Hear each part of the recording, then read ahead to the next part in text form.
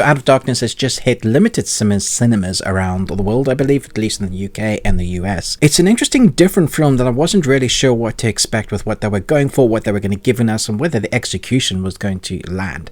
But let's talk about Out of Darkness. In the old Stone Age, a desperate gang of early humans band together in search of a new land. But when they suspect a malevolent, mystical being is hunting them down, the clan are forced to confront a danger they never envisioned. So it's basically a traveling adventure escapism film set 45,000 years ago, early man, but looks a little bit different. There's two trains of thoughts about like scientist people believe like what we were using, what sort of tools, whether we were thicker and we learned, not thicker, but like growing into what we could use. And now the other train of thought is that actually we did have complicated tools and clothing and colors.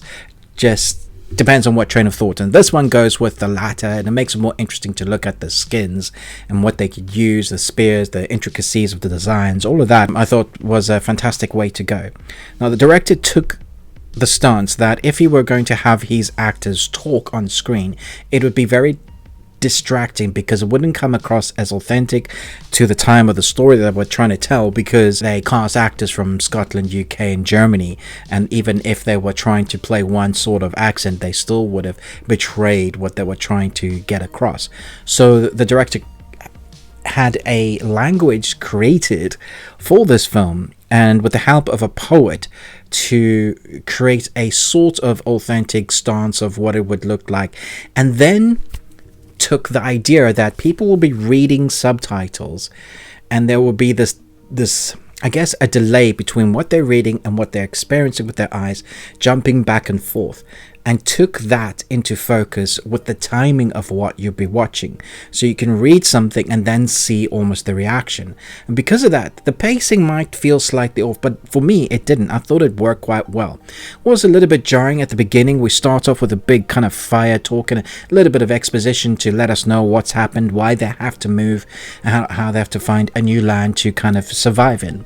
Once we get into the tenseness of it, the thing that is hunting them, that's when this film shines, and especially the filmmaking. There's a lot of darkness in the shots, and the juxtaposition between moonlight and firelight, the little bit we can see, the different types of dark that we have between the dying light of the day, between the darkness, and allowing your audience to feel that darkness and not always just be in light, using the light as a character itself, I thought worked really well in trying to convey the tenseness of them being hunted, trying to survive, what the different dynamics of the group would be.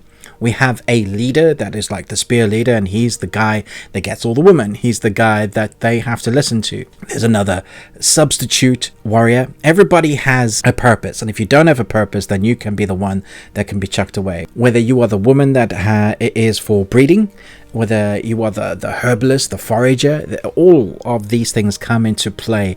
And as the group starts losing people, because obviously they're being hunted, it's interesting how that dynamic in the group changes. And I do feel like, even though it's only just over an hour and a half, there is a lull in the middle. They take a bit long to get to the point of the story that they're trying to tell, the message. And I feel like I could guess what was going to happen for the most part. There are definitely moments where this film subverts my expectations, and I thought it was going to go one way, and then that thing was something different, and I thought, oh, that's cool.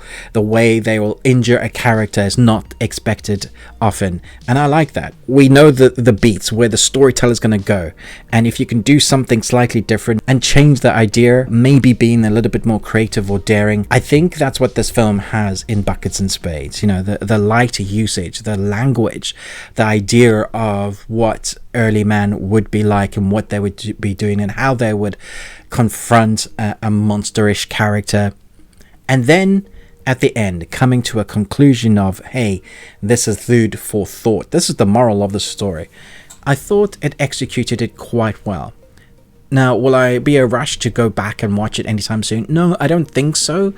I had a lot of fun with it for what it was, and it was tense in moments where it needed to be. I just don't know that I loved it. So I will give it a 3.5 Nicolas Cages out of 5. You got one. And that's because of its creativity, its daringness, what they do with the characters, the subverting certain expectations, and just the kind of indie nature, but sticking to the indie nature, a contained story in a massive world, making it feeling claustrophobic is hard to do. And I thought they did that excellently. So I'm looking forward to people seeing this as it comes to digital later on, or if you're going to venture out to the cinema. I think it's definitely worth a one-time watch. I don't think you'll be blown away, but I do think you'll enjoy it for what it is. Thanks so much for watching. Let me know if you ever have heard about this. Are you going to go maybe try and find it out there? Thanks so much for watching, but most of all, until next time, remember, live long and Tuesday.